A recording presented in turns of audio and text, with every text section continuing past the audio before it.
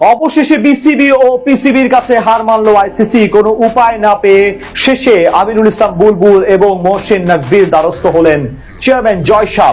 বাংলাদেশ ও পাকিস্তানের কারণে দিশেহারা হয়ে আর কোনো উপায় খুঁজে পাচ্ছে না ক্রিকেটের সর্বোচ্চ নিয়ন্ত্রক সংস্থা, যার কারণে মেনে নিল এমন পরাজয়।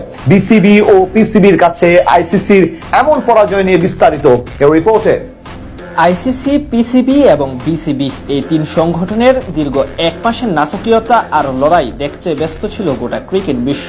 অবশেষে সবকিছুকে পাশ কাটিয়ে মাঠে গড়ায় 2026 টি-20 বিশ্বকাপ, কিন্তু মাঠের বাইরের উত্তাপ যেন এখনো বিদ্যমান। বাংলাদেশ এবং পাকিস্তান ক্রিকেট বোর্ড মিলে যেই ফাঁদ পেতেছিল জয়শার জন্য, সেখানে পা দিয়ে এবার বড় বিপাকে পড়েছে আইসিসি। এমনকি সেই জের ধরে অবশেষে তাদের কাছে হার মেনে নিল ইন্টারন্যাশনাল ক্রিকেট কাউন্সিল। এক মুস্তাফিজুর রহমান ইস্যু নিয়ে গোটা বিশ্ব ক্রিকেট রীতিমতো ভড়কে যায়। তাকে আইপিএল থেকে বিতর্কিত ভাবে বাদ দেওয়ার